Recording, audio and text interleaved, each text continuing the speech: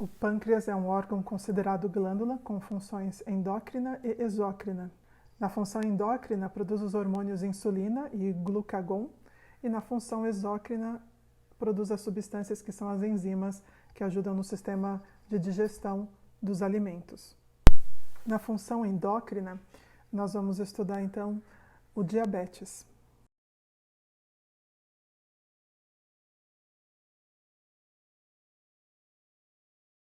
As ilhotas pancreáticas são os locais de produção dos hormônios.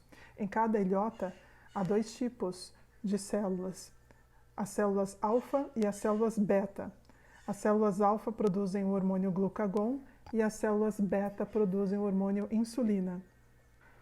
Lembrando que glicemia é a taxa de glicose no sangue e glicogênio é a reserva de glicose animal.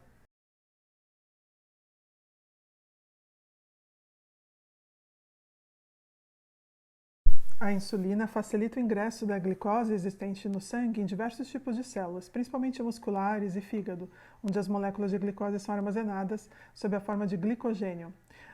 O glucagon, ao contrário, favorece a hidrólise do glicogênio hepático, o que leva à liberação de glicose para o sangue. São, portanto, hormônios de função antagônica. O glucagon atua em condições normais. Seu efeito pode ser reforçado pela adrenalina em situações de estresse ou emergência.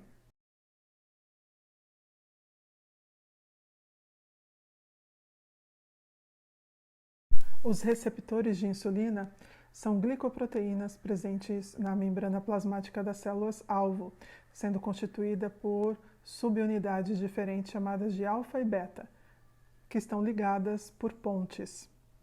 Então, existe uma ligação do hormônio, insulina, ao receptor específico.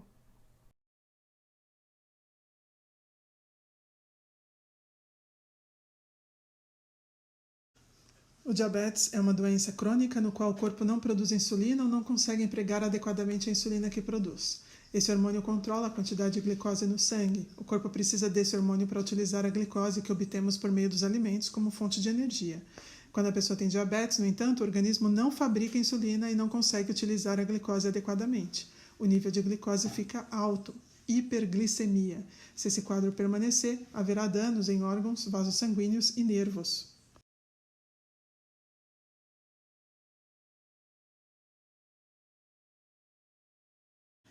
De acordo com a Sociedade Brasileira de Diabetes, existem atualmente no Brasil mais de 13 milhões de pessoas vivendo com a doença. Cerca de 90% dos pacientes diabéticos no Brasil têm diabetes tipo 1. Geralmente apresenta características na infância ou na adolescência, mas pode ser diagnosticado em adultos também. Pré-diabetes é quando os níveis de glicose no sangue estão mais altos do que o normal, mas ainda não estão elevados o suficiente para caracterizar um diabetes tipo 1 ou diabetes tipo 2.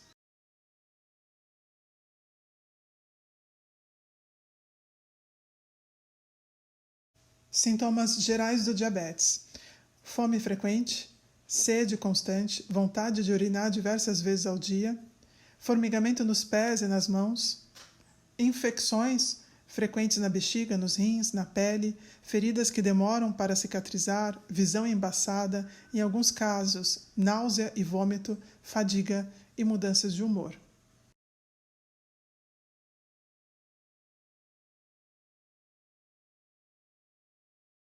Hiperglicemia, alta taxa de glicose no sangue, hipoglicemia, baixa taxa de glicose no sangue, e as células alfa e beta controlam a glicose com insulina e glucagon.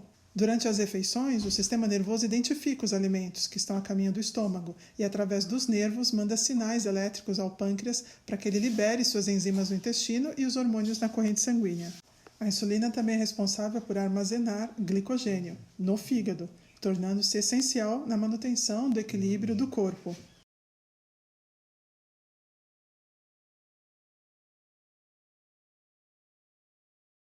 Diabetes insípidos. O hipotálamo e a hipófise são glândulas localizadas na base do cérebro. São responsáveis pela produção do antidiurético, ADH, também chamado de vasopressina. A doença dá muita sede. Esse tipo pode ser a falta do hormônio antidiurético, uma anormalidade, ou a incapacidade da ação desse hormônio. Isso vai levar a um aumento da produção de urina pelo paciente.